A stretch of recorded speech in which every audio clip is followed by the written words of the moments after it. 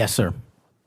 What the hell does it mean to reassign someone from human trafficking to immigration? The greatest human trafficking in the world has been over the last 4 years at our southern border. It is modern day slavery that the Democrats still defend. They still defend those open borders. Senator Ted Cruz just delivered one of the most blistering takedowns we've seen this year, connecting the Biden border crisis, the assassination of Charlie Kirk, and the radical left's hypocrisy in one powerful statement. Let's watch the clip, then I'll break down what made this moment so politically explosive. Thank you, Mr. Chairman. You know, I have to say, it used to be that to see theater, you had to go to the Kennedy Center. Now, apparently, you need only go to the Senate Judiciary Committee and see our Senate Democrats berating the director of the FBI, which, okay, it's not, partisan politics is not new in the United States Congress. But what is remarkable is what Senator Booker was berating Director Patel about. He wasn't berating him for failing to do his job, but rather he was furious for Director Patel for successfully doing his job. For 4 years, the Democrats under Joe Biden had an open border that undermined the safety of every single American. They allowed 12 million illegal aliens to come into this country to invade this country, and every single day Americans were murdered, women were raped, children were assaulted by violent criminals that Democrats released. Now, Director Patel, I found Senator Booker's questioning really bizarre. He asked you, have you reassigned FBI agents from human trafficking to immigration issues? Director Patel, are the Mexican cartels that are bringing people illegally into this country engaged in human trafficking? Yes, sir.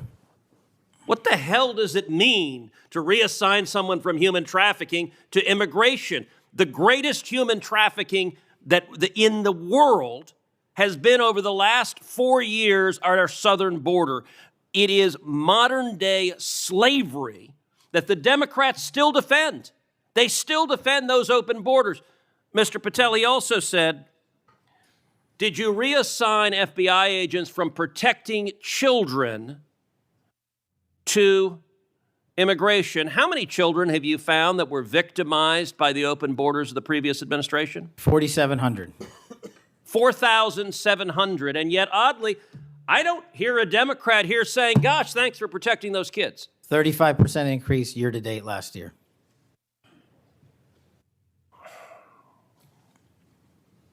All right, I want to shift topics. And I want to shift topics to what happened last week. Charlie Kirk was assassinated.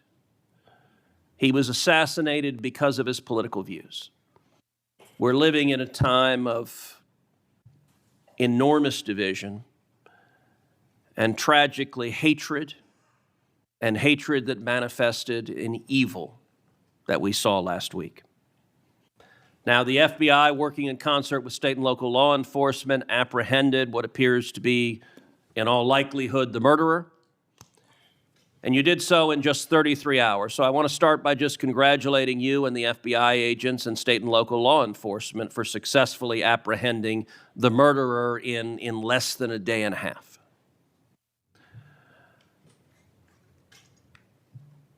In the wake of that assassination, we have seen far too many people on the left celebrating the assassination. We've seen Democrats, we've seen activists cheering it on. We've seen, tragically, teachers in high schools, teachers in elementary schools, university professors cheering on the murder of Charlie Kirk. You and I both knew Charlie well. He was a good friend. He was an extraordinary man.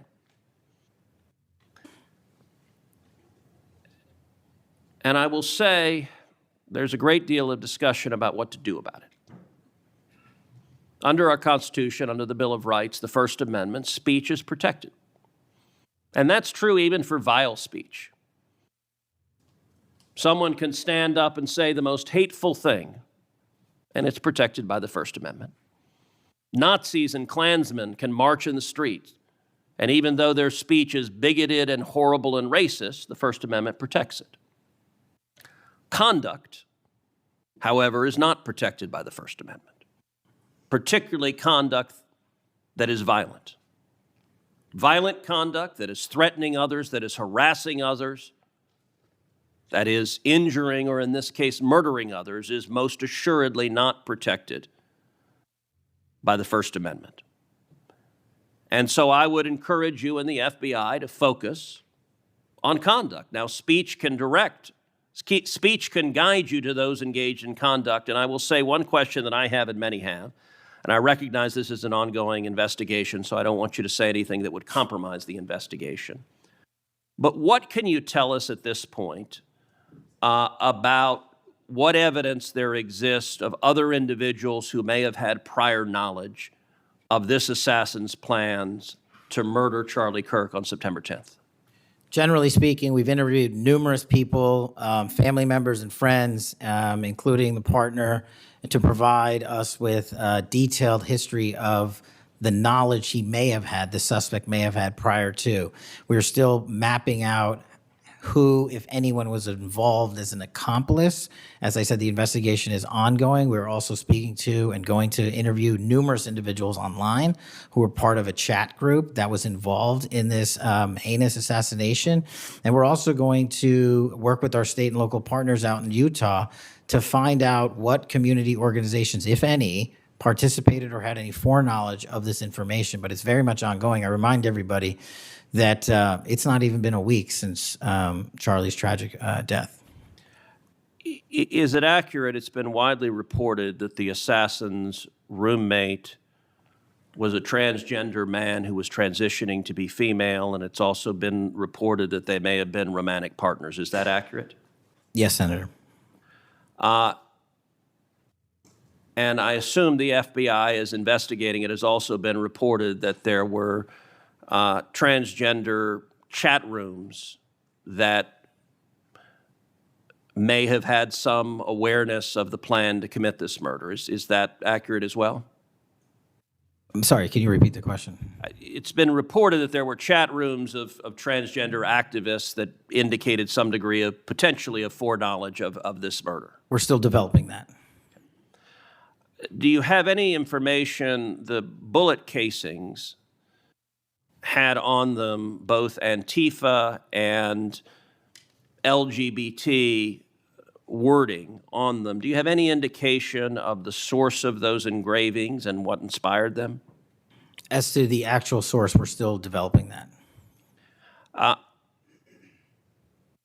I want to encourage you in the course of this investigation, absolutely go after anyone who aided and abetted. But I want to more broadly encourage you, follow the money. The violence we are seeing is not purely organic. There is, I believe, significant money that is spreading dissension, that is spreading violence. Antifa. Do you believe Antifa is a terrorist organization? I believe Antifa is associated with a lot of violence in this country. As to its designation, I'll leave that to the appropriate authorities. So I would encourage the administration to designate Antifa as a terrorist organization, to go systematically after Antifa. They've committed acts of violence all over the country. And the shell casings have multiple references to slogans that Antifa has popularized. I believe there is considerable money funding it. I would note that I've introduced legislation called the Stop Funders Act. Stop Funders Act would add rioting to the list of predicate offenses under RICO. I believe the money should be tracked and prosecuted under RICO. And both the Antifa and Black Lives Matter riots of a couple of years ago and the pro-open border riots in Los Angeles and other cities of this past year, I believe there was significant money behind those riots. I'm not the only person who noticed at the anti-Semitic protest and violent protests on college campuses that many of the tents all matched. And so I would ask, would it aid your ability to prosecute these matters if Congress passed into law the Stop Funders Act and if rioting was added to the list of predicate offenses for RICO? Yes. Talk to me about the efforts of the FBI to go after the funders of the anti-Semitic protests on college campuses, the pro-open border protests in cities, and potential LGBT violence. Talk to me about the efforts to go after the money of those who are funding and promoting violence. As I've always said, Senator, money doesn't lie, and we've been following the money. And so that's what we're doing, issuing lawful process to organizations involved with criminal activity, because the money's got to come from somewhere and it has to be funded somehow. So we have extensive investigations ongoing into numerous organizations that are related to violent criminal activity. Cutting off the money will make America much safer, and that is the core job of the FBI. And I thank you for doing your job. Senator Padilla. Cruz's remarks opened by mocking the Senate's political theater, but quickly turned deadly serious. He pointed out the absurdity of Democrats like Cory Booker attacking the FBI director for doing his job, enforcing the law, and stopping human traffickers tied to Biden's open border policy. For years, Cruz said, Democrats enabled a modern-day slavery crisis with 12 million illegal entries and thousands of victims. Instead of gratitude, they're furious that the FBI is finally enforcing order. Then Cruz pivoted to the tragic assassination of Charlie Kirk, calling it an act of political hatred. The FBI confirmed chilling details, potential online coordination, activist involvement, and engraved shell casings with Antifa slogans. Cruz's message was crystal clear. The same ideological forces that fuel violence are being indirectly protected by weak policies and political cover. Cruz's proposal, the Stop Funders Act, would empower the FBI to trace and prosecute the money behind riots and extremist violence using RICO laws. His demand to designate Antifa as a terrorist organization underscored his warning. America is facing organized, politically motivated chaos, and it's time to go after those who bankroll it.